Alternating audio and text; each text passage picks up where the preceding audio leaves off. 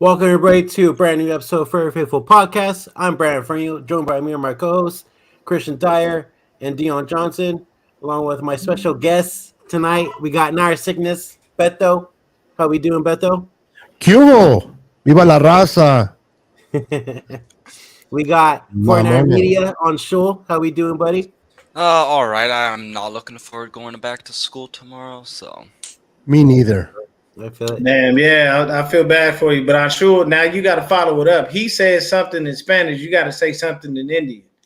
You Yeah. got to give us something Hindi. tell us go Niners and like come on, bro. Hit him with the namaste. I know you speak your native tongue. Don't act like you don't, because you know when you go home, your mama be on your ass. You're making yeah, but I only speak the Hey, shit that that I need to understand to speak with my parents. I don't know. any Indian other parents are shit. strict as fuck, right, Anshul? Pretty strict. Yeah. And then we got the one and only 49er minded, Mr. Bashar. How we doing, dude? We're doing good, dude. Doing great. Ready to fry up some Seattle sea chickens. Let's go. All right, Bashar. All right, so, Hey. so since media ducked out, Bashar, you got to give us something in Iranian. no, he's Iraqi. Iraqi. Oh, my Well, it's bad, Arabic. sorry. That language is Arabic. Arab. Language It's is Arabic. Language is Arabic. Arabic. Yeah, that's the language. Uh, You got something for him? I will kill you. let me think. Gosh, 49ers who there was something else I was gonna say. Fuck man. I said go 49ers, but I forgot how to say 49ers in Arabic. There is a way to say it. Oh. But I can't think of how to say Come on, it. bro. though. You can blow it up. Blow it up, bro. Just say it. Bashar, do they man. Oh, speak Farsi in your home country too? In Iran, they speak it. Oh, In our country, maybe like there's a 2% He's people better that speak it. Spanish. Let him fool you. I speak some little bit of Spanish. On, how's it going? Good evening. All right. What's up, Don? Let's get started, guys. Before we go ahead and get started, if you guys are watching on Twitter, go ahead and go over to youtube.com/Very Faithful Podcast 49. We cannot see your chat from Twitter, so if you guys want to chat with us, go ahead and go to our YouTube page. All righty. So let's get There we started. go, Zach. He always All right. starts the show like that, bro. Zach always starts the show like that. All right, so the Niners went ahead, finished the season off, beating the Arizona Cardinals 38-13. Let's get started, guys. What did you guys see? What did you like? What did you not like? We'll start on the defense first. Beto, what did you like and what did you not like from the defense in this game? Oh man, there's nothing not to like. I love everything in the defense, especially my boy OG Gibson out there getting 2 interceptions like that. God Making it Beto. making a great addition to this team. This defense got embarrassed honestly against the Raiders, and I expected a game like this. I wanted us to rest our players, and the defense made sure of that. So honestly, there's nothing really that I could dislike about the defense. I just think they did so good that I'm just going to give them credit and not be negative towards the defense myself. All right. Media, go ahead, man. Yeah, so I really liked Tashawn Gibson because he had the 2 interceptions. Copycat. One almost was a pick 6. And another guy I really like. I the one thing I did want to see more, I'd say, from the defense is getting after David Blau. I wanted to see us eat him alive, basically. So that's something I wanted to see from the defense. But I definitely thought the defense was better in the second half. All right. Bashar? So the question is, what didn't I like about the defense? I wasn't sure what the question was. What did you like from the defense and what did you not like from the defense? Okay, got it. Obviously, we're still amazing at stopping the run, which is great. That first play of the game, you guys brought it up earlier. Everybody didn't like that. That was just another embarrassing. I don't ever want to give up another touchdown at the start of the game again. OPI. Again, I know we've been still winning, and I get it. We're on a 10-game win streak, but that's a little embarrassing. We can't afford to do that against playoff teams. So I feel like in the playoffs they're going to call that OPI. That was bad. Oh yeah, But yeah. Green. Either way, full it on was fucking- kind of a soft. It wasn't like an aggressive push, but at the end of the day, it was a push. And if we did it, they would have called it on us. Maybe because it was AJ Green, the guy with the big name wide receiver. To be fair, Yeah. I do think Lenore picks that off if Green doesn't extend like that, because Lenore was in perfect position and then he completely changed when Green extended his arms. Because like Lenore as I see the ball in the air, I'm like, oh, that's a pick, and then Green fucking pushes him away and goes and gets the ball. So, it's hard to fully blame Lenore because he full on got full arm extended, push down away from the ball. So And because of plays like that, Lenore is all of a sudden becoming, for the fans at least, the McGlinchey of the defense. So hopefully Lenore picks it up. I don't want to see a case where where he gets pulled like the Killer Witherspoon situation against the Minnesota Vikings in the playoffs in the 2019 playoff run. Remember that when he got burnt? Sometimes it's good though because it jump starts the defense because the new guy comes in fresh and plays well. Well, back then we had Mosley to take over Witherspoon. I think the one thing though we also have to realize real quick is that like Lenore Wright last year he missed most of the year because of whatever personal stuff he was going on through. So I feel like this is kind of like he's getting back into it because he didn't play for a while. So I think he's definitely showed some good things, but it's just gonna take Lenore, I think, some time. And I'm gonna one more thing is that I wanted Bosa to get his record, and he didn't get the record. That's the only thing I really, really wanted to see. But other than that, defense was fine. What up, Gina? Deon? I mean, I can concur with my fellow constituents here on the panel. Yes, politician. Yes. We're all politicians at some point. Yes, the young man Gibson, he played fairly well. Yes, I'm not very familiar with this American football. We play soccer where I'm from, but yes, Gibson was actually fantastic, and that guy Bosa, yes, very very large thighs on him. And quite observant. Yes. Supposedly Purdy has both thighs too, by the way. Yeah, fuck, please. Purdy got no goddamn. That's what they keep saying, though. That's what they keep saying. Yeah, I don't see it. it. These motherfuckers need to take a picture again. Ain't nobody. I'll tell you right now. There's only others. If we're gonna talk about it, okay, we can say pause. We're talking about this, but the situation is this: the biggest thighs in the business belong to Bo Jackson. Period. That motherfucker had. That motherfucker was massive. Dude, I think Barry Sanders. I think Earl Campbell might have something to say about that. Oh no! You know who else gonna say something about it? UCLA represent MJD. Hey, Earl Campbell probably had the biggest legs in history of the NFL. In history of the NFL. Earl Campbell was an absolute monster, dude. Fucking. But all joking aside, thighs save lives. Enough about thighs on dudes. That's pause. We ain't doing none of that. No disrespect to anyone who does. I don't want to offend nobody. It's a sensitive world we live in. But no, man, defense played well. Just didn't like Lenore's play. He's got to step that up and clean it up. It looks like they went ahead and figured out how to use Huff, since they say they're like, well, you want to keep your eyes in the backfield, stay your ass close to the line of scrimmage. You saw a lot of single high safety in this game, but Gip did a really good job with that. So getting the 2 picks, then George Odom with the pick in garbage time, I can appreciate that, because whenever you pull your starters, you don't want the game to stop at that point. You're just saying, I have this in hand. It's not like you put your backups in and go, hey man, don't really do nothing. Just, go out there. No. Like, I kid you not, if I'm Kyle, when I put my backups in, I look at them and go, oh, y'all better go score. Don't think that because y'all in, this is the time for y'all to kick back. Show me something. Show me why you're here. You made this team. You've been here all year long. This is your opportunity. You better get out there and, do something. But I have to say defense played fairly well, man. And going into the playoffs, I ain't scared of nothing and nobody. Definitely ain't scared of fucking sea chickens. Hey, it's the squawks. Okay, we need to start calling them the squawks. Oh yeah, the squawks. Okay, there we go. I like that. They sea bitches too. I mean, shit, that works too. That's even better. My favorite. I like that one, Brandon. Is the sheacocks. Oh, okay. All right. Well, Beto, okay, well, let's get Christian's thoughts and then Brandon, and Beto's got a question after that. I didn't really like seeing the defense kind of start slow. I mean, I know I don't blame them really for that busted first play touchdown, but like they gave up another touchdown. And that wasn't on Huff this time. No, and I just don't like that we, just kind of started slow and then we picked it up and looked like, the defense we are known to be. Because like I was like, oh shit, don't tell me this is going to be like last week. So I got nervous at first because we did start really slow.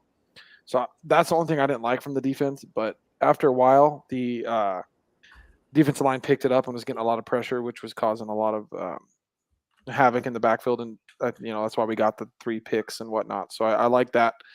The pressures were started to get home later as the game went on. My favorite player for the defense that I saw is actually Willis. I thought he was probably the best pass rusher in the game that game. Like above Bosa too. He was fantastic. So I honestly wouldn't mind seeing him start opposite Bosa to start the playoffs just because of how well he's playing. I'd like to see him get more opportunities to rush the passer because he's been fantastic. Every time he's been in there, he flashes in front of the screen and I'm like, oh shit, there's Willis again. So that's what I'd like to see. And then the offense, my favorite player for the offense was definitely Purdy because he looked freaking awesome. That one he threw to the back of the corner to Kittle was fantastic. Like to see him look at his first read, which was Ayuk, or Debo. Debo comes in on the slant. It's not there, and for him to freaking shift his eyes and make a freaking perfect throw to the corner of the end zone for Kittle to get was absolutely amazing. I was like, when I saw that throw, I was like, holy fuck, did a fucking rookie just make that throw, make that play? It was insane. But I did hear a stat today about Purdy. He was like, his stats in the red zone when he was at Iowa State are unbelievable. He's like, they said he had like 31 touchdowns and 4 or some.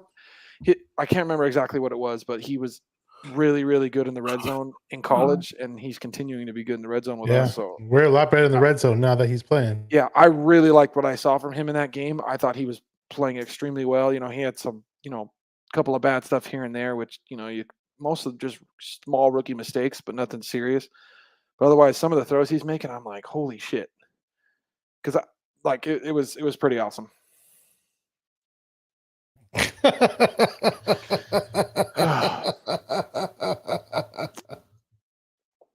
You're trying to be like Joey Arredondo, though.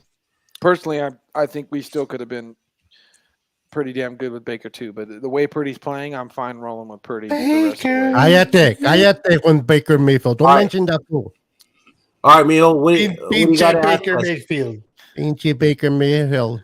Mijito, thanks to him, we're not playing the Lions. Mija, take the thing out of your mouth before you speak.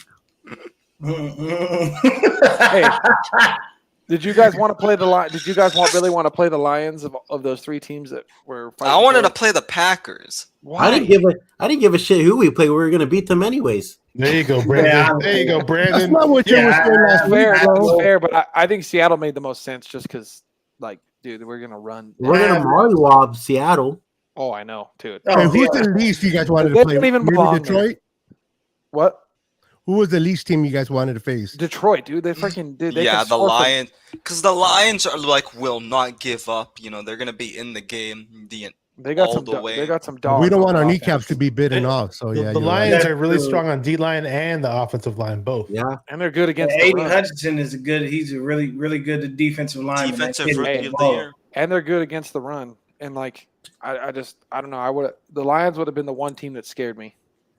Yeah. All right. Well, Beto's question was, will we beat the Hawks? And I think that's all a resounding yes. There are no questions or ifs, ands, or buts. I meant to add. I'm sorry, Deon. I meant to add on there. Can we beat the Seahawks? Will we beat the Seahawks double digits? See, I don't want to get. Yes. I don't want to get too crazy though, because I feel like last time I got too crazy with the Raiders, we almost lost that shit. Yeah. I will say this: I do believe it is double digits, even if it's just 10 points. I do believe that. Only the reason being is they got to come to us. We don't have to go to Seattle and deal with that poorest town and deal with those fucking the 12s and all that shit. It's The worst thing about going up there, man, is that I think they've got like the highest depression in the country. It's like Seattle or Oregon or some shit. Suicide rate. It's always overcast. It's always fucking gloomy, and everybody's sad in a motherfucker. So I feel like when you come down to sunny Southern California, it ain't gonna be that sunny though. Oh no, the weather's gonna be kind of shitty this week. Compared to their weather, it's gonna be sunny. To rain. Dude, the West Coast getting hammered. Like it's been raining all day here in Utah. Well, yeah, that's only. Here comes the it's a good thing. again. We had a tornado warning early this morning. Oh wow, really? A tornado warning here in. Shit! I saw that. 3:45. We're like, oh crap. Yeah, man, that's definitely crazy thing. I like the fact that the rain is hitting California because hopefully that'll start to fill up some of the reservoirs that have been drying up, man. We need that water, to be able to survive. But I look at this past game, man, and I'm like, there's nothing about Brock Purdy that bothers me or gives me reason to think that this guy isn't gonna excel because he will. I can see it, man. Oh, Roy Boy, Roy Boy, don't do that. What you know about Tony Tone, huh?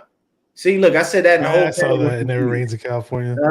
Yeah, I saw that. I said that. And look, Christian media and Brandon were like, huh? Yeah, that's a little That's a little before y'all's time. That me, Beto, and Bashar know about. I know who Tony Tone. I know them. You know a little Tony. Hey, I ain't that young, okay? I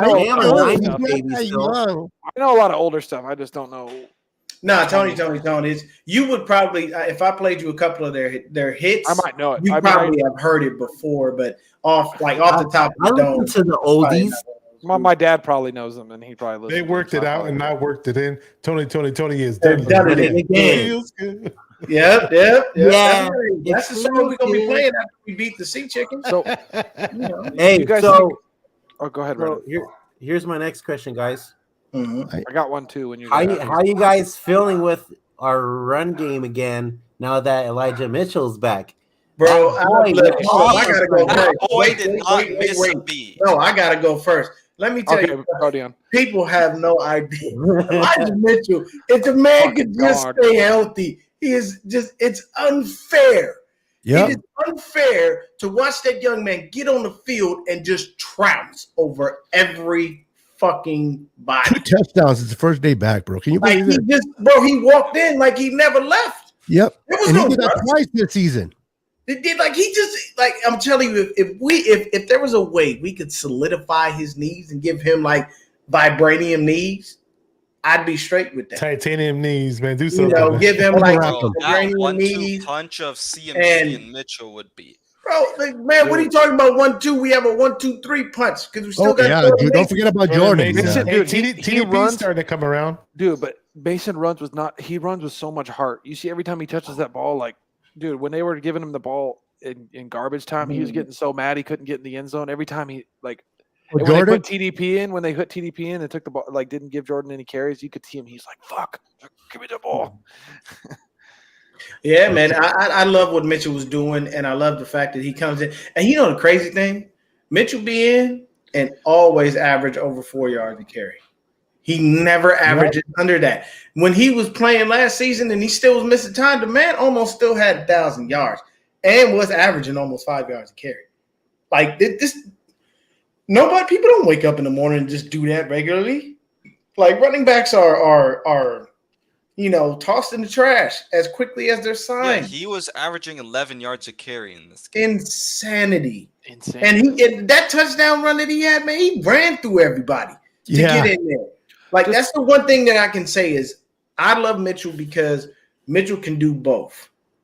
He doesn't have like super home run speed, but if he gets away from you, chances are he's probably going to make the end zone if you got to try to catch him. His acceleration is disgusting. unreal, dude. When he hits that, even the little small holes, dude. That's why he averages so much a carry because as soon as he gets that ball, dude, he's just 5 yards up. He reminds me of a Mexican running away from immigration. He is fast. Oh my God! And that's what they call him. What? Drano? They call him Drano because he's able to hit the holes. Yeah, he is. Look at him. Oh, look at him. Oh, over there. Look at me. He's a bad man, though. Over there. He said they call him Drano because he hit the hole. I like it. But if you look at it, man, Mitchell has done everything that he needs to do, and this is the reason that TDP doesn't get a lot of burn, because he doesn't hit the hole like those other three guys we named. If you watch TDP, he doesn't like he kind of, it's almost like he's got to bang into somebody before he starts to go forward. Whereas Mitchell, Mason, and CMC, they hit the hole and they go. Yeah. Like, and I honestly think that that's probably why he got pushed a little further down on the depth chart. And that's okay with me. I'm telling you right now, if they cut him next year, I'm be like, well, I mean, I think because he's more of that like power type of back. Sometimes like when you make a pick, right? When you make a pick, even we lose a 3rd round pick, but if you find a guy in free agent, whatever, rookie, and it makes up for it. You just really swap it. Like, it sucks, but you swap it. Yeah. Well, so he said he's Speedy Gonzalez. I won't give him Speedy Gonzalez because Speedy was lightning quick, man. The only Speedy Gonzalez that we remotely would have on our team might be, honestly, if anybody is fully healthy, it's Tarvarius Moore. He's actually the fastest guy on our squad. Yeah, he ain't here no more. So but he's the fastest guy. I still don't know how his speed is in the fucking Madden. In Madden, is not a 99. I don't know if his acceleration are not 99. He's like, that really confuses me. Wait, who? Raheem Mostert. The problem with the Dolphins is they don't know how to give him a big enough hole so he can break one. I don't think he's the same explosive runner that he was with the Niners. Yeah, that knee injury probably did do a little something again. But also that offensive line for the Dolphins isn't even that good. No, I mean, Tua's got 3 concussions. Yeah, that sucks. Bashar, what did you think, man? What did you think of Eli? I love this. I love Eli because this solidifies our backfield. And this gives us the best backfield, the best 49ers backfield I've seen in a postseason run. I mean, I'm going all the way back to the Ricky Waters, William Floyd, 94 Super Bowl season. That was a good backfield. This backfield's got better depth, though, in my opinion, because we got Jordan Mason and TDP waiting in the wings. But then we have Juice, Eli Mitchell, CMC. It's just Mason. It's filled with talent, man. So I'm really excited about this playoff run and utilizing all those running backs as much as we can. It's gonna be a lot of fun. Don't forget about Debo. That's the thing is, speaking of Debo, I think now that the playoffs are here, Kyle's going to use his full arsenal. Like, he's going to hit the backs a lot, but especially I'd like to see it against Seattle. But Debo's going to touch the ball. I'd like to see McLeod touch the ball, Gray touch the ball. I think our offense is the best in the league at end arounds when we actually run them. I don't think we run them enough, but I'd like to see a lot of them in the playoffs because every time the Niners ran them, double reverse with Debo and Danny Gray. I think we're saving them for the playoffs. We're saving them for the playoffs. Even Ayuk can run those end arounds. Even Ayuk. Yeah, that's what I'm saying. Like, I think the way I watched Kyle coach the game in the Cardinals game, he's like, "What we got?" He was doing. It was pretty simple. I liked it because he was coaching, keeping it simple. Not giving a lot away, and we were still putting up points, and Kyle was coaching simple. How many points are we going to put up when Kyle's fucking pulling shit out of his bag? Like, that's the thing, too, is how much – because, like, the one thing I wonder, too, is how much Kyle's going to only stick with the run or how many he's still going to want to call a lot of pass plays because he fully trusts Purdy. It only behooves him to mix things up and continually keep it that way, because if you become too one-dimensional, then the team's going to key in on that and you're going to have to switch up your game plan regardless. So it only makes sense to try to be as balanced as possible with the run and the pass when you're going into that. And then that way it'll spare you the hassle of having, any more issues that come along when it comes to the run game or the pass game. I say do both. And try to keep it as level as possible, probably a little heavier on the run because we win more when we run more. But I definitely, I'm not in any way, shape, or form. You think about like the way Kittle's playing right now and how good our run's going. Like, our play action probably coming in the playoffs is going to be pretty damn good. Like, hey, what's up, Aaron? Especially against Seattle, I feel like our play action against Seattle is going to be deadly. Like, Kittle should probably, be unstoppable this playoff game against Seattle, just because of the fact they can't cover tight ends, and the way we're going to probably run the ball. Every time we do run a play action, Kittle's just going to be wide the fuck open. I'll tell you right now, the only two people What's up, Aaron? that bother me are Diggs and Woolen. Andre Diggs and Woolen. Yeah, those two young men are ballers. They are looking very, very good. Why and didn't they we play draft big Woolen? defense. They are ball hawks. I give them credit for that. But back to the question, Beto, how did you feel about Elijah Mitchell? I love it, man. Like you guys said, he didn't miss a beat. I mean, this kid, he did it twice this year. Unfortunately, he got hurt twice and came back like he never left. You guys said it. If he can stay healthy, this three-headed monster that we have, it's going to be fun to watch in the playoffs. This kid can run with such tenacity and with will, and he doesn't let nobody stop him. I mean, 2 touchdowns in this game against Arizona. And the way he got it, man, it's just amazing. Just to see him and CMC and Jordan just give it to the Seahawks is going to be fun, man. And I know we're more of a passing offense than we have been a running offense this year, but I like the combination. I love that the pass is going to set up the run, and I like Elijah. Let's just pray he stays healthy, because that's the problem with him. Mm-hmm. He's great, but when you only have him 3 or 4 times in a year, you know what I mean? It's difficult. You lose a little bit of that luster. But let's get with media real quick to answer that question, and then we can head another direction. I don't think Drano missed a beat from coming back. Like even that first time, when he got hurt and then came back, like he didn't miss a beat. So I'm really happy that he got the 2 touchdowns. I mean, he was just outstanding, and that's why I know you guys believe it's a 1-2-3 punch, but I really think just the 1-2 punch of CMC and Mitchell is just gonna be really, really good in the playoffs, and then sprinkle in a little bit of that Jordan Mason and TDP in there. So I think seeing that you're gonna have to run the ball in the playoffs to be successful, and the Seahawks, they're not the best at stopping the run either. Mm-hmm. So I think that's running the ball is going to be really good. And I know you guys mentioned a little bit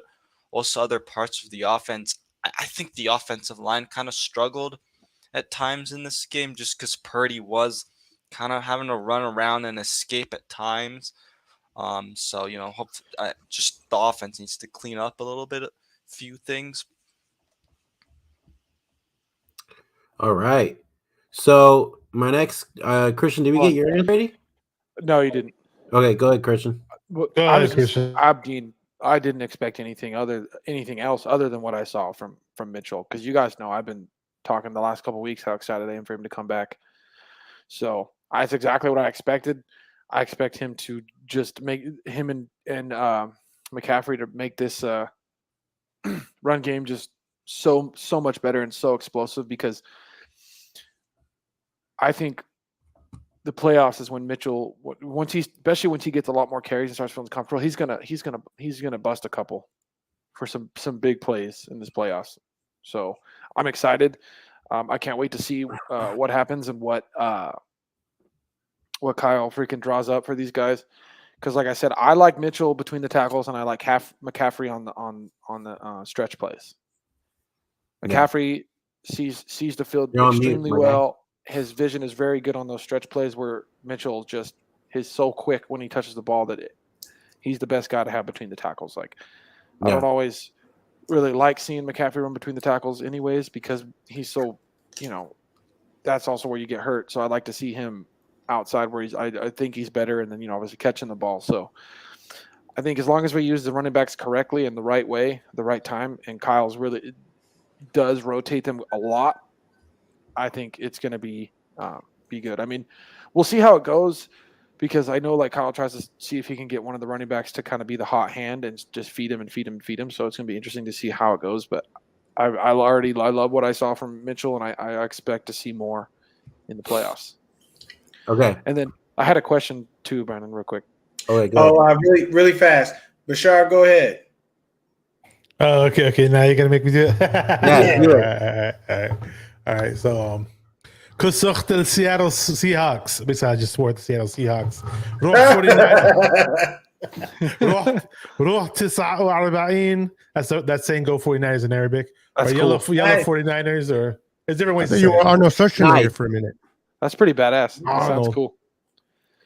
All right. I'm gonna ask my question after you, Christian. So go ahead. So I just want to say, so from what we've seen these last 6 games and what we know with Brock Purdy, do you guys think his poise and his comfortableness is still gonna continue in the playoffs, or are we gonna see a little more nervousness and less poise from Purdy?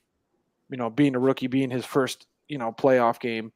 Do you think we're gonna still see the same from Purdy, or we're gonna see a little bit of a drop back because of how big the stage is? Take this, media. Start off with this one. Yeah, so Right to Beto. So I really think, he might be a little bit nervous, but, because he played at Iowa State, he has dealt with some of those, higher big schools, and he's been in the big stage. Like, I get it's the NFL, but I definitely think that he can take some of that experience he had in college against some of those, like, big, schools that he's played and, turn it to the NFL too. So I think, he might be a little bit nervous, but as long as it's not where, he's throwing interceptions, making bad reads, which we haven't seen so far, as long as he's not doing that in the playoffs, I mean, I think he's going to be fine. And that I really don't see him being super, super nervous or anything. Yeah, I agree with media. Listen, when you have a defense the way the San Francisco has to back him up, if he does make a crucial mistake, the defense will help him out, bail him out. This kid I don't know about you guys, but since he's taken over, every game he's gotten better. Now there are some plays that are suspect. You're like, what the heck? But he's gotten better. I think this kid's gonna play. And personally, myself, the Seattle Seahawks defense, it's a great team to play in the first team in the playoffs, because this is going to give him even more confidence going into the second round by beating Seattle and getting that experience in the playoffs. But I think this kid's going to be fine. I'm excited to watch what he does. I guarantee you this: he's not going to have the same numbers as Garoppolo against Minnesota in 2019. He'll have better numbers. That makes me automatically more excited. Hey, that makes me real happy, man. I see you over there drinking the cactus cooler. Bro, dude, that's the goat of soda. That's the goat.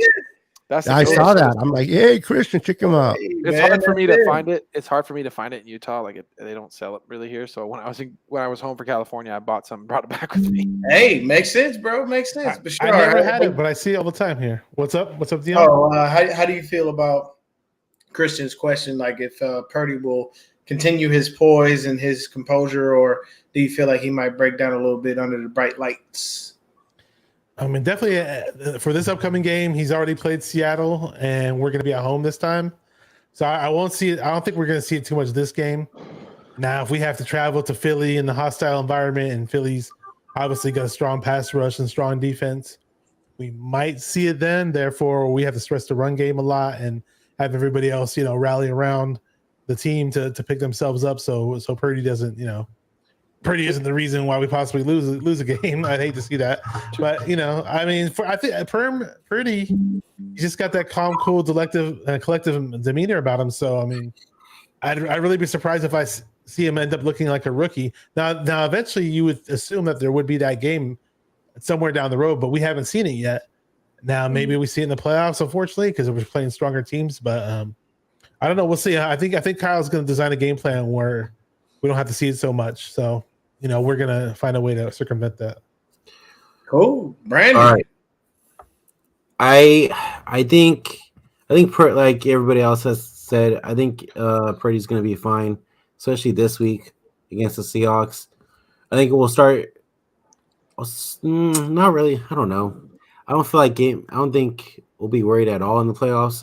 I think he's just gonna be way better than Jimmy has ever been in the playoffs. So, and also too, the playbook is a lot more open with Purdy in there. So I think we'll be all right. Yeah. So for me, I'm gonna quote Mount Westmore. If you do not know who Mount Westmore is, you need to get familiar. Ice Cube, E40, Snoop Dogg, and Too Short have created a supergroup. And that album is a fucking smash. I love every song. I heard one of the songs is good. Oh, no, the whole album. If you heard one, you need to hear all. So they have a song on there called Have a Nice Day. And, the hook says exactly how I feel about the Seattle Seahawks. So the hook is very simple. He literally says, fuck you, kiss my ass, die slow, your life is trash. Thank you, have a nice day, I'm in the wind. And that's exactly how I feel about Seattle. Fuck Seattle. Their life is trash. And they can kiss my ass. I have no worries about Glock Purdy and his confidence. I feel like it makes more sense because Brian Greasy is there that this kid just excels. I don't know what Greasy has, but he has some kind of magic touch when it comes to quarterback because they seem to just play well. And I don't know what he did or how he did it, but hey, man, Kyle is really good at picking coaches. I don't understand how the fuck he pulls the shit off or what knowledge he has that we don't, but I'll give him that much. He is probably one of the most his coaches are probably poached more than any other team in the league. And then right now I just heard that I believe we have a couple people in the building that have been requested to talk about GM jobs. So that's definitely another situation where we could lose an Adam Peters or we could lose, another guy. And that right there just tells you that we have a great front office. If people want to come to you and ask for your people, they're telling you, hey, whatever we've been doing, obviously it has been shit. And, now we know, all right, fuck it. We got to do what we got to do. But I think that it's going to work out well. And yes, that is a great comment throwback. He does love Purdy. He loves him some Trey Lance too. He started to help Jimmy when Jimmy came back, and he was like, all right, now I can work with you. But once again, I will stick to this. I appreciate Brian Greasy for not dick riding Jimmy Garoppolo like everyone else. He straight up was like, David Lombardi. Oh my God! Please, oh, maybe. What if he's watching? That's a lot more. That's a lot more than dick riding. That's a whole nother strategy. I feel good because I haven't heard you mention the Jimmy Dick Rider comment in quite some time. That always makes me laugh. Greasy should know. He should know freaking quarterback, and he should know talent. I mean, his dad's the only fully undefeated quarterback to ever play this game. So yeah. Bob Greasy quarterback. He was the quarterback. The Dolphins, right? For the Dolphins. It's just having the guy around just makes it great, man. What's going on, Crazy Juice? I don't see any problems with the kid, man. I truthfully don't. I think that Purdy is going to be perfectly fine. I think he's going. The one thing I think that he's doing is he's just playing football. It's not a negative thing.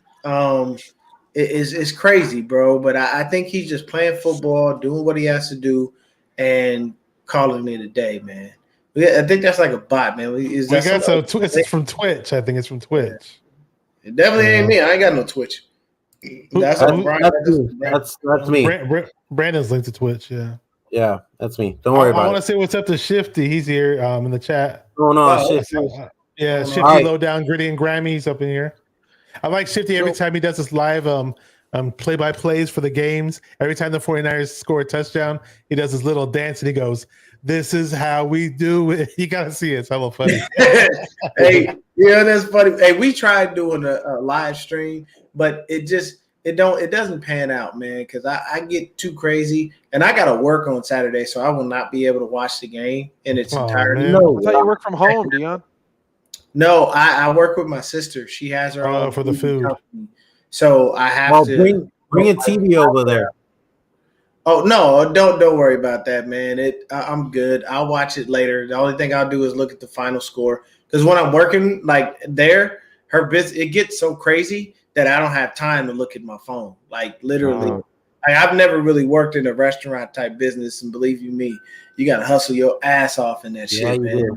So I respect people who do it. It's the hardest business there is. Hey, so real quick, guys. My next question is: So before Purdy came in and was our quarterback, you noticed that George Kittle wasn't being heard of, wasn't around, wasn't really getting the ball too much.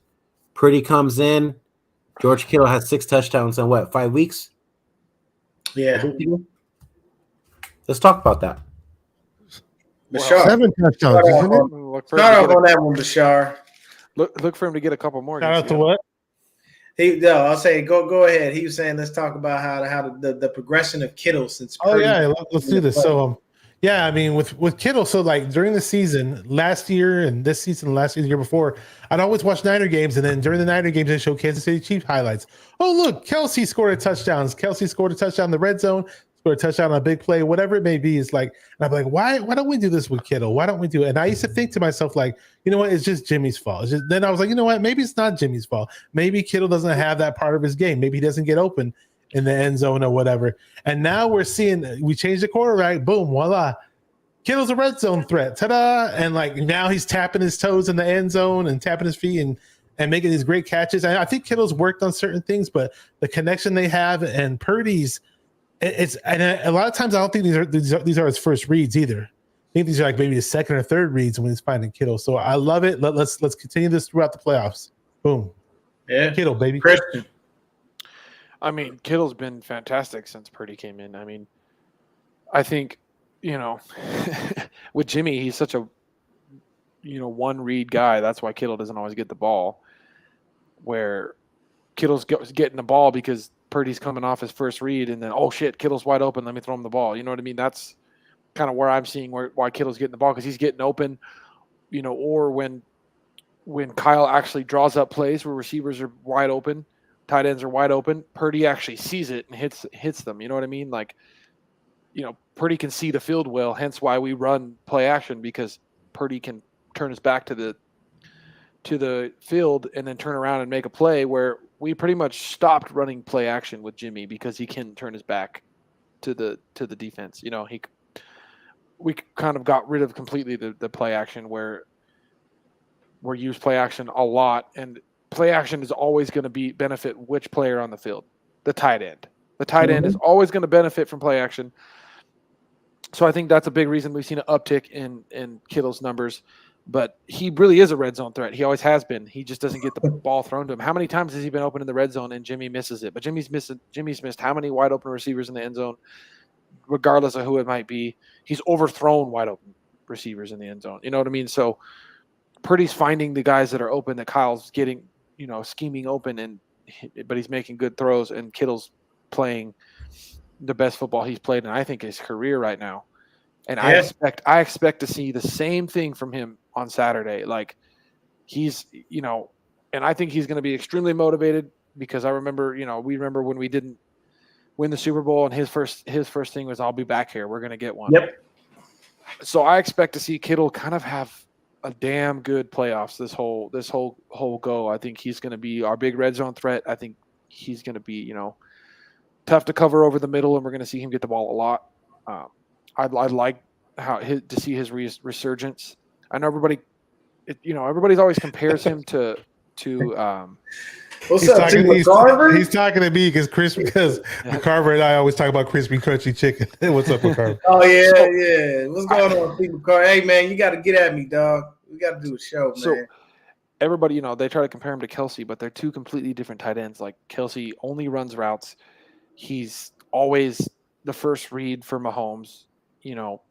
Mahomes is always looking for him. He's always the guy Mahomes. So it's completely different too, because obviously, Kittle's open a lot and, can catch the ball well, but also he does what Kelsey could never do, and that's block. Like the game against Arizona, I don't remember which play it was, but he absolutely fucking smashed a guy. Mm-hmm. You know what I mean? So look at this right here. 5 season. Travis Kelsey, 29 receptions for 299 yards, no TDs. George Kittle. Now look at this. 18 receptions, 265 yards, 7 TDs. Entered on a complete tear. Shout out to Leo Luna. Congrats on that young man for being a new dad. He's been so dedicated. But Beto, how you feeling about Mr. Kittle and his resurgence? I love it, man. I love it. The fact that he has 7 touchdowns, it looks like the old Kittle of old with Kittle. I mean, with this young kid giving him ball. No more quotes on his T-shirt other than "F Jimmy." You Yeah, know we what I don't. Yeah, mean? it gets ridiculous, man. The crazy thing about it is, is that what Throwback said right there, man, is facts. And I'll let you finish your quote. Kittle loves Jimmy, but he doesn't return his text and throws hospital balls. Y'all ever watch the little Toyota joints that they do on the 49ers YouTube channel? They'll have them like in the car, or they'll be sitting there with someone, and they'll say, "If you call this person, who's gonna pick up for you?" I guarantee you, George would try to call Jimmy, and that motherfucker wouldn't pick up. I Probably on a guarantee date you. with a porn star. Let's. But Beto, my bad. Beto, finish. No. That's One cool. sec, No, you made a good point. You're right. Kittle has improved more with Purdy that he has with Jimmy, and Jimmy is too busy, check downs, or too busy running for his life, not making his reads or getting off his first read.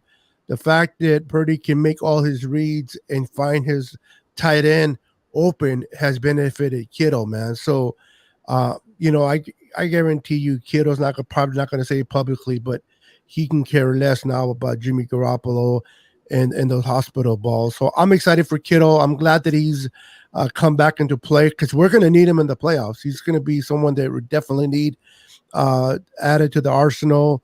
Not maybe not so much against Seattle, but whether we face the Cowboys or whoever we face in the second round, we're going to need more Kittle. So I'm excited that he's playing better now that we have this young kid at the helm, and I'm looking forward to see what Kittle does against Seattle in the playoffs, throughout the playoffs. What's up, McCarver? Let me Carver. I just wanted to address Throwback's comment. I never said Kittle has been good in the playoffs. I'm saying I want to see him be good in this coming playoffs, because obviously he hasn't been that great in the playoffs because Jimmy doesn't make any of the receivers good in the playoffs. Yeah. Well, yeah, that's true. So all they do is run in the playoffs. when you can't be good in the playoffs when your quarterback can't get you the fucking ball. And all you're doing is running in the playoffs. That's it. When Vernon Davis was in the playoffs, he had good quarterbacks throwing him the ball. Yeah, he was Vernon was right up the scene. But media, Yeah. how you feeling about this Kittle resurgence? Yeah, I mean, I think Kittle, like some of you said, like Purdy is able to find guys wide open, and he throws it. Jimmy Garoppolo just doesn't do that. You'll see that they show the replay, and then you're like, man, Ayuk or Kittle are wide open. Why is Jimmy not finding them? And so Purdy's able to find them, and so I think that's one of the biggest differences. And yeah, Kittle's gonna be a huge part in the playoffs. I'm loving that he's doing really, really well in the red zone, because I feel like in the past, right, he had all the yards and all the yak, but the one thing that he didn't have as much of was getting those red zone touchdowns, and he's had that with Purdy now, and so I think it's just going to be going up and up from there. I think it's going to be ascending up if you just look at what's been happening between them. And the thing is, usually a rookie quarterback, the tight end is their best friend, and so they've just built that connection, and they're trusting each other, and so Kittle is going to definitely be a huge part in these playoffs. Just because you wanna scare teams even more, and the Niners have so many weapons, so Kittle just makes it even tougher on defenses. Oh yeah, man. Those are great points. What's going on, No More Sports? Chris Hansen in the chat. Oh my gosh. Chris, what do you say? Jimmy looks like he's stepping on that. He does. No lie. I swear to you, because you know how he is. You give Jimmy, the crazy thing is, you give any other quarterback in the league more than like 3 to 4 seconds in the pocket, they're gonna make a play because somebody's open. One person on the field got lackadaisical in coverage, and you can find that person and hit them. You give Jimmy that kind of time, he patting the ball like he burping a baby. He's dancing like he's stepping on ants. He don't know what to do. He looked like he actually got to run and take a shit. But for me, the resurgence of Kittle, I love every second of it. And the crazy thing is, he's got that record for most yards in like first 5 or 6 seasons for a tight end. he did that and he missed way more time than Travis Kelce. Like way True, more. he got hit. He got hurt a lot. Yeah. Like he got hurt a lot. And for him to be able to accomplish that in a shorter span of time with not as much, like Kelsey's been playing with Mahomes all this time. Kelsey's been playing with Well, first Mahomes Alex all Smith, but now his Mahomes. career.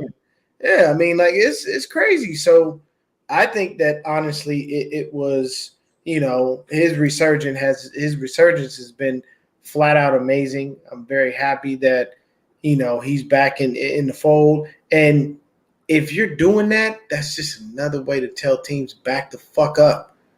Because as much as they want to come up and put 8 in the box, don't do that. Somebody said it earlier in the chat. Kittle says he's always open. You know what I'm saying? And he's bro. I've said this before. I'll say it again. Kittle's one of those dudes. He go out there with half a leg, one eyeball, possibly missing an arm, and he'll be like, "Yeah, coach, I can still play." Like you got to really protect him from himself. Yeah, Andrew. Yeah. Shout out Andrew Martinez. But to be honest with you, man, you got to go ahead and just let that man cook. Let him get out there and play. Let him do what he does. You got to respect, you know, the offense as a whole now. You can't just key in on the run and be like, we're going to make you beat us in the pass. Let's be honest. That's stupid. That's what Seattle's going to do. Watch. They're going to stack the box. That's okay. And it's only let them stack the box. Hey, they stack that box. I say hit him right over the middle on play action. The first play, hit him over the middle with Kittle. Bam. Bro, they're going to have that single high safety. I'm going to tell you right now, if I put Danny Gray in and you stack that box, I'm going to have a signal that says go. Or at least if they do stack the box, something like that. You can throw it to CMC out of the backfield if they stack the box, and he can take a fucking 2-yard pass and make it a 20-yard pass. And the thing is, people have to respect his speed, because if they don't think that Danny Gray had the speed, they must have forgot what happened when Trey Lance hit him on that bomb. He put that ball in the perfect spot. Danny Gray caught it and kept fucking running. So, you know, when you have guys like that, you want to be able to continue to utilize them. But, Brandon, if you had more questions or anything, go ahead. I think we got everybody on that, right? Excuse me. Give me. Yeah, Mahoney. Yeah, yeah, that's his dude. He love him some Danny Gray, man. All right. My next question is, because we didn't do a preview show for this game, who was your guys' X factors on offense and defense? Oh, for the Cardinals. For me, honestly, it was CMC for offense, and then on defense, I don't really remember who I picked. I think it probably was one of the linemen. It wasn't Bosa. I tried not to pick him because he's kind of obvious. So you just try to go with somebody else. It probably was like Willis or something like that. But what I'm saying, Steve-O, is that a signal on the field. Say he's out there, technically speaking, you were going to run, but because they stacked the box, you check out of that play and you go to something else. And they're standing on the field. Can. Next thing you know, you say something else after that, boom. He hits a go route and he's gone. And if you hit that young man in stride, nobody's catching. Technically, if Woolen's on him, I'm not throwing it. Woolen can catch it. Yeah, that's true. Yeah, he can run with it. That's the one guy that can run with it. He's got speed. Probably the fastest corner in the league. I'm still pissed that we didn't draft Woolen. 6'2", 220 pounds. 6'4", 220 pounds. 4.26 40. Like, he's insanely fast. And we freaking have Breezy's guy. And we have freaking Breezy's guy. We could have had Asante Samuel Jr. Like who's Breezy's guy? Ambry Thomas. Hey, see, but we haven't seen Ambry Thomas. He's like Jaquan Brisker. Brisker was his dude. Hey, but I'm just saying. Oh yeah, that's it. We haven't even seen Thomas really this year. So how can we say anything other than he didn't beat out guys in the zone defense for in practice? Like the last time we saw him, he shut down CeeDee Lamb in the playoffs. There's Joey. So that's what I'm saying. Like, there he is. Thomas was good in the playoffs last year, and we haven't seen him since. So that's why I'm like, everybody hates on Thomas, but it's like the last time we actually saw him play legitimate football was the playoffs last year, and he played really good. He shut down CeeDee Lamb because we played. We played man last year. I know, but this year. We're trying to figure out what his jump is. From, no, I know. Well, last year, and we didn't. Here's the way I see it. Last year, especially in the playoffs, we played a lot of man coverage because we played some pretty good receivers, so we had to play some more man coverage with some with safety help. But Thomas went one-on-one most of the time with the receivers he was covering in the playoffs and did really well. And now all year this year we've only ran a zone scheme, and if you look at Thomas in college, what did he play? Man coverage. He's not a zone guy. When you're a man guy and you go make them and you try to make them learn zone when you've only ever played man, obviously you're not going to be as good. Where Lenoir started, because what did Lenoir play at Oregon? What defense does Oregon always run? A zone defense. Michigan runs a man coverage defense. So that's just my opinion. I think with the right defense of like running more of a man defense, I think he would have been fine. I think if we had decided to let Mooney cover his guy man and then the other opposite corner cover his guy man, especially when we lost what's his name? I'm having a blank. Our other corner. Mooney. Emmanuel Mosley. So I think if we would have let Thomas play a lot of more man, I think he would have had some struggles here and there, but I think he would have been just fine. And I honestly think he's a better corner than Lenoir, but Lenoir does better in zone coverage because it's like a whole new defense for Thomas to learn. Well, Thomas going to have to figure it out because Mooney had to figure it out. Mooney played more man than anything. Yeah. And he picks the brains of the guys on there to figure out how to run that zone to the best. I agree. I was kind of bummed out to see he kind of got pushed down the depth chart and then everybody shits on him. I'm like, why is everybody shitting on him? The last time we saw him play, he played really fucking well. Yeah, but I think he played well. He's not. He played well in the NFC. That didn't translate into this previous year. I know, but he played well in the NFC Championship, and then we haven't seen him at all this season. Yeah, but that's strictly based on the fact of whatever he's not doing. How do you shit on a guy we haven't seen play? Because why is he? Because the reason is because why would he can't? Because he's not a zone. But I just told you why. No, but what I just said. You're just saying that Mooney Ward, right, was more of a man corner, and he learned to play, fit with what the Niners and he's a seasoned veteran and one of the top 4 corners in the league. This is a freaking 3rd round pick in his third year now? Fucking second year, whatever it is. And he's got to learn the zone, zone coverages and completely learn everything different from what he did in college. You have to give him time and can't shit on a guy who we haven't fucking seen play all season. I get I don't understand that. I've seen so many fucking Niner fans. Oh, shit on fucking Ambry Thomas. We haven't fucking seen him play. But that can't shit on a guy who but that's the problem because we don't know what we've seen from him. We haven't seen it. We do know what we saw. What I saw was him fucking be a lockdown fucking corner. What we drafted him for. What we draft. Yeah, but if I go off the actual film that I've seen from him in a fucking game that matters in the fucking playoffs, I saw him shut down CeeDee Lamb. I saw him at times help bracket fucking Cooper Kupp in the fucking NFC Championship. I saw him freaking cover freaking OBJ deep and make plays on the ball in man coverage. That's what I saw. I saw a good man corner who actually, when I watched him play in big games that mattered in the playoffs in a man coverage, actually play well. And then because we have only ran fucking zone all year, regardless of who we were playing, hence why we've gotten fucking destroyed by some receivers in certain times because of our inability to play man coverage. He's not playing, and we shit on him for it. I guarantee you, if we played fucking man coverage against some of these receivers that we should play, freaking, because perfect example, we should still win the game, but you don't think Justin Jefferson's going to eat up our zone coverage? He's going to fucking destroy it. Yeah, but because he's going to get he's going to go with Lenoir, and Lenoir's going to get burnt. Okay, so I would feel better with Thomas one-on-one with Jefferson than I would Lenoir because Thomas has proven it. CeeDee Lamb's becoming one of the best receivers in the league. Shut him the fuck down. But so this is here's the thing. So let's break the monotony because Christian will keep going on this rant. It's just we understand your point. You still need to go around the panel for the question. The situation right now is that whatever he's not done this year hasn't allowed him to be on the field, which is why people are shitting on him.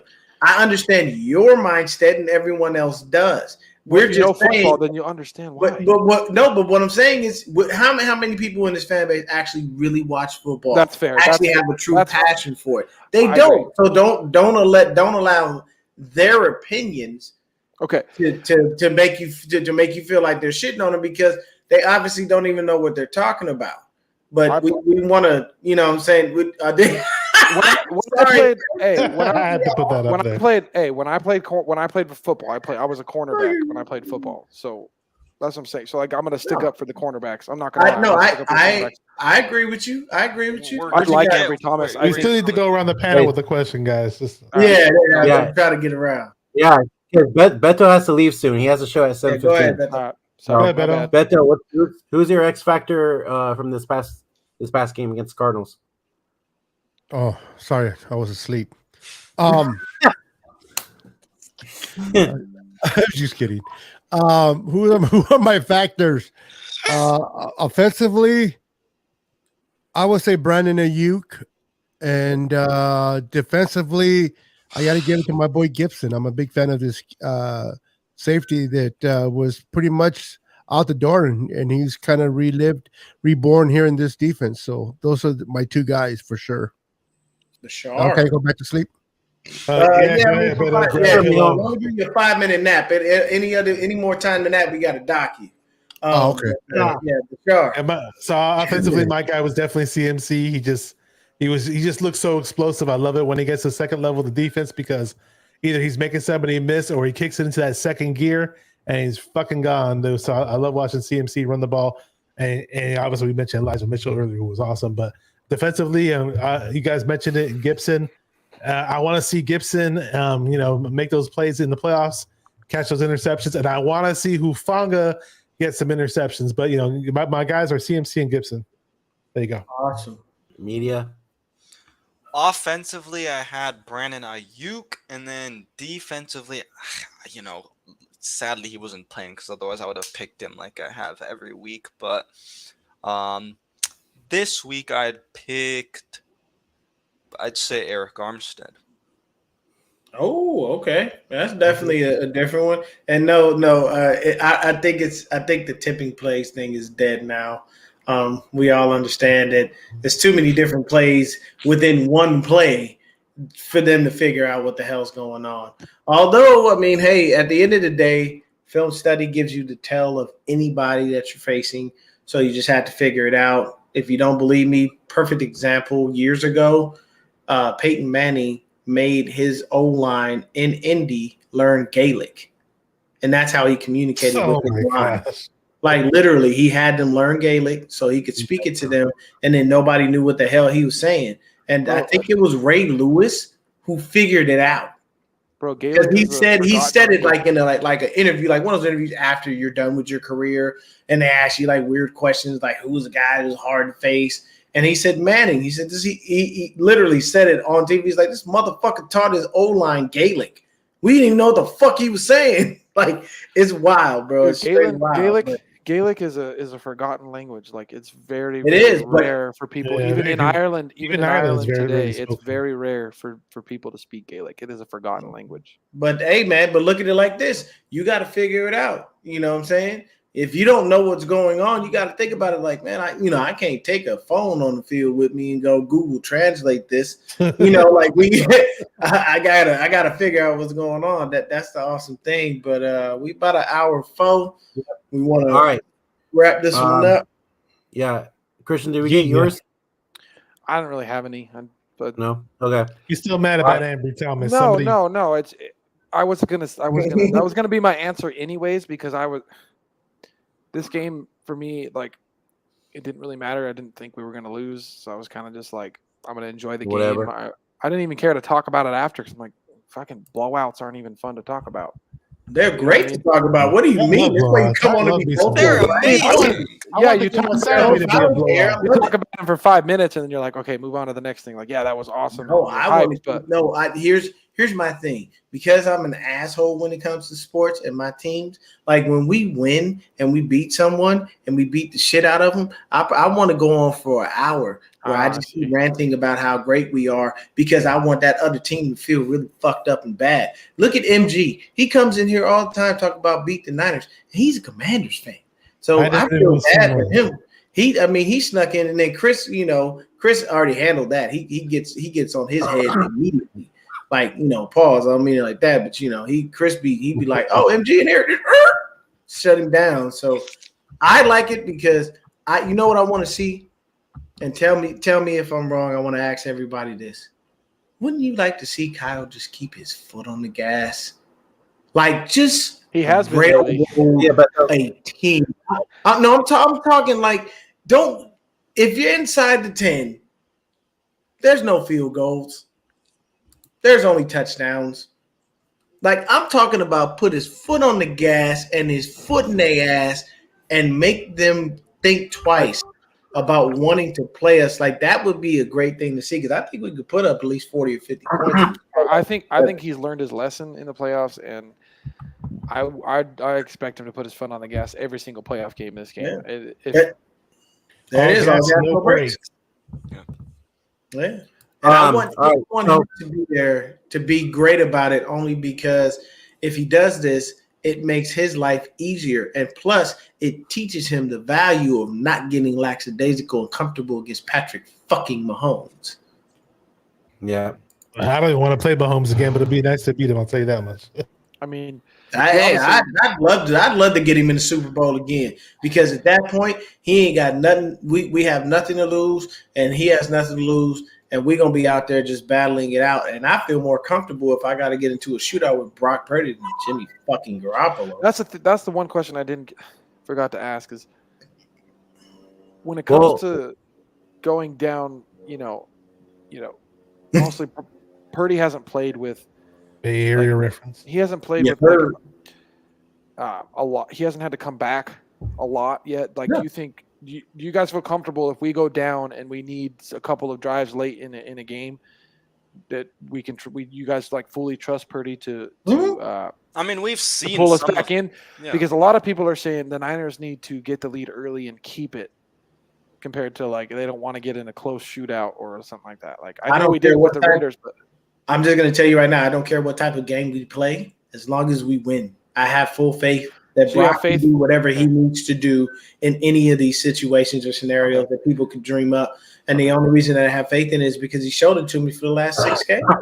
Exactly. And I believe, weren't we down in the Raiders game real quick? Like, yeah, we are. I agree. That was a back and forth shootout. I agree. And that made me feel better. I was just curious what you guys thought. Playoff yeah, time. I think you guys feel comfortable. You guys feel comfortable in any situation going into. I don't care. Yeah. Okay. Yep. That's what I wanted to know. Bashar, how you feeling? Not in the shootout with Mahomes or a guy like Josh Allen or whatever. I'd be a little scared. I'd be a little scared, but we'll see. I mean, this team is really, really good and our defense is so damn good that I don't see us getting in that position. Okay. So what up, Brandon? We're gonna go ahead and end it here because I want to save all this talk for our preview show against Seahawks. All right. Gotcha. So we have something to talk about. Which, by the way, we're thinking maybe Friday night if anybody's available. I'm with it. Friday night works. Same time, Friday, 6 o'clock. Yeah, that works. Cool for me. Yeah, Bashar. Yeah, that's fine. No, you don't sound so convincing, Mijo. I feel like I'd rather do it a bit early if possible. I have work 8 to 5, my boy. Yeah, Friday night. Yeah. I know, no, but with him getting back into school, I understand why he's trying to do it a little bit earlier. He's trying to keep his schedule going on. No, Chris, I am in Arizona. I am in Phoenix. And the points per game with Purdy, I believe we're scoring like 37, something around there. 34. Roughly. I think it's 34 average or 33. Yeah, 34. We literally gave up, shout out to the defense, 16.2 points a game. 16.2. That is flat out amazing. That means we literally hold you to 2 touchdowns with your extra points and a safety. Yep. My Yeah. excitement is for the intensity to see, because the intensity goes way up during the playoffs. The intensity this defense is going to play at, how much better they're going to look with the intensity. What's up, Pete? What up, Hey, Fanatic? I'll tell you this, and this is just my thought process. Yeah, I remember last time Fred went out, said we hate these boys. Yeah, I need him to do that again. we would do that shit I need- again. I need Trent. So I This- need Fred to come out and say how much we hate these motherfuckers and get the team Mhm. hyped up. Oh, and by the way, Kyle, if you listening, please talk shit to Nick Bosa and tell him he had a really fucked up game. Because whenever you seem to do that, he just seems to go out and have a fantastic game. Yep. He So takes you might curse- want to tell Nick that he sucks or something. Hey. Just you know what to do. I'm not worried about Bosa's intensity in the playoffs. No, but what I'm saying is Kyle talks shit I to agree. him, and it makes him play even better because he's like, Yeah. "Oh, I suck." This motherfucker's doing pass rush moves on the goddamn hand sanitizer machine. Whose dog is that, man? That's my dog. Oh, he out there bark. You must have All a right. big ass dog. That motherfucker barking like that. Dalmatian. He just Oh, okay. All right, So, guys. Brett, I think we're All right. gonna end it yeah, here. we're in it. So we'll be back on Friday. We'll talk about what time after we're off here. But until next time, we'll be back Friday night. We might do a call-in show as well Friday night, just for the hell of it, because it's playoffs now. So, yeah. Until next time, guys. See Go ya. Niners. See Good ya. Niners. Go Niners.